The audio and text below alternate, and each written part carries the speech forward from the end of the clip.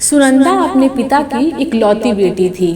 नाम के मुताबिक देखने में भी बहुत सुंदर थी।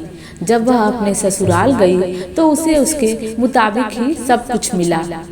किंतु आजकल की लड़कियों को अधिक टोकना, समझाना, अपने मन के मुताबिक चलाना कहाँ रह गया है। एक कहावत तो आपने सुनी ही होगी, जो किया बहू से टकरार, खो दिया उसने बेटे का प्यार। सुनंदा की सास सुनंदा को हमेशा समझाती, बहू ऐसा करो, ऐसा न करो। नई नवेली बहू को थोड़े ही दिनों में अपनी सासू माँ से चिढ़ पैदा होने लगी। इस प्रकार यह सिलसिला आगे की ओर बढ़ता गया।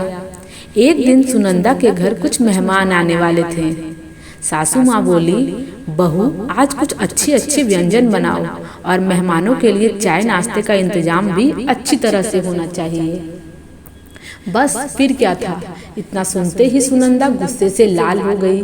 उसने जल भुन कर उस दिन तो काम किया, लेकिन उस दिन के बाद सुनंदा ने चाल चलना शुरू किया।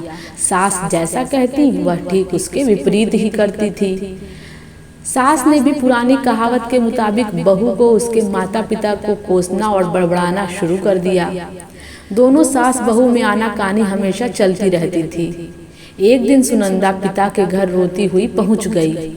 वह अपने पिताजी से बोली, पिताजी आप तो डॉक्टर हो, मुझे कुछ ऐसी दवा दीजिए जिसे खिलाकर वह बुढ़िया गूंगी हो जाए, क्योंकि वह मुझे बहुत बुरा बुरा बोलती है। इस पर पिताजी कुछ सोचते हुए बोले, बेटी मेरे पास एक ऐसी दवा है, लेकिन यह कड़वी है, वो आसानी से नहीं खाएंगी, इसलिए मैंने एक तरकीब सोची है। तुम हर रोज 1 महीने तक यह दवा अपनी सास को खाने में मिलाकर खिलाती रहना। ठीक 1 महीने में वह पूरी तरह गूंगी हो जाएंगी। लेकिन हाँ, यह दवा थोड़ी कड़वी है, इसलिए तुम खाना इतनी प्यार से खिलाना कि उन्हें पता ही न चले। दवा लेकर सुनंदा खुशी खुशी अपने घर गई और पिता के कहे मुताबिक अपना काम शुरू कर दी। अब सास जो कुछ भी कहती उसे वह मानती और उलटकर जवाब भी नहीं देती, क्योंकि वह जानती थी कि बुढ़िया तो अब महीने भर में गूंगी होने वाली है। बोल ले जितना बोलना है, उसके बाद वह चैन से रहेगी। अब वह हर रोज प्यार से चुटकी भर दवा खाना में मिलाकर माँ जी को देती थी। माँ भी सोचती शायद इसके माता पिता ने इसे समझाया बुझाया है, इसलिए यह लड़ना झगड़ना बंद कर दी है। अब माँ जी भी बहू की खूब प्रशंसा किया करती थी और बहू भी प्रशंसा सुनकर प्यार भरी बातें किया करती थी। इस प्रकार महीना आते आते दोनों सास बहू में इतना प्यार बढ़ गया कि बहू अब अपनी सास की आवाज़ को खोना नहीं चाहती थी। एक दिन फिर उसी प्रकार सुनंदा रोती पीटती अपने पिता के पास पहुंची। पिता बोले, अब क्या हुआ? सुनंदा बोली, पिताजी अब क्या होगा? मेरी सास बहुत अच्छी है, मैं उनकी आवाज़ खोना नहीं चाहती, वह मुझसे प्यार से बात करती हैं। अब मुझे कोई ऐसी दवा दीजिए जो कि मेरी माँ जी को दिया हुआ दवाई का असर काट सके और वह गूंगी ना हो।